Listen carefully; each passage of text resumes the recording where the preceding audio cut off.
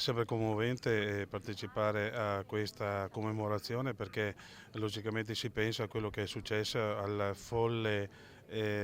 progetto di sterminio messo in atto allora dal nazismo, quello che Papa Wojtyla ha definito il male assoluto. L'81% dei tedeschi vuole dimenticare la Shoah, il 58% addirittura non vuole più sentirne parlare. Questo è terrificante perché credo che solamente la memoria ci faccia effettivamente crei quella cultura di combattere queste situazioni e queste follie. Io credo che semplicemente una cultura della fratellanza, della convivenza civile e pacifica possa tenere lontano idee diciamo terribili che sono, perché sicuramente né l'odio né la violenza e tantomeno la morte creano una convivenza civile tra i popoli. E il programma, come ho detto, deve essere quello di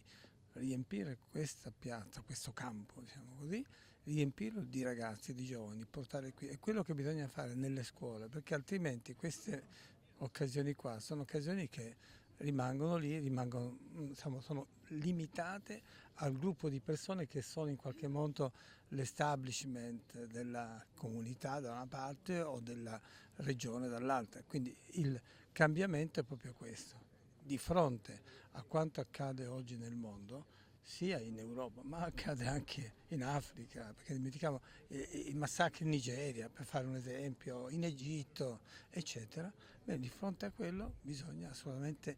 prepararsi, educare, pensare a educare i ragazzi, i giovani. Molto importante la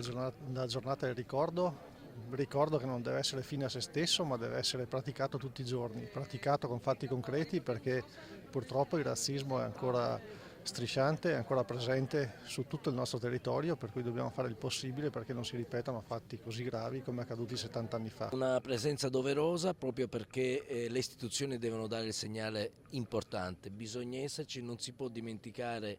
quello che è successo, i genocidi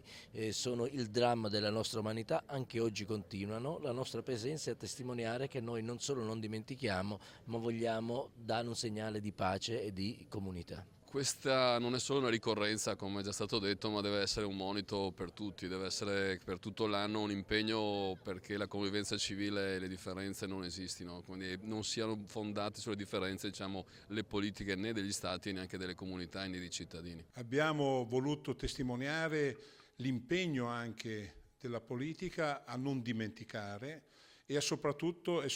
a ricordare e a far crescere la coscienza e la conoscenza soprattutto dei giovani su quello che è stato l'orrore di quegli anni e di quelle azioni. Vediamo che ogni giorno ci sono azioni antisemite nel mondo e questo ci preoccupa e questo però ci deve dare uno stimolo per ricordare ma anche coinvolgere, soprattutto io spero le scuole, i giovani, su questa immane tragedia che non può essere dimenticata, che fa parte del presente, ma soprattutto che ci aiuta a capire quale futuro democratico vogliamo costruire per i nostri giovani.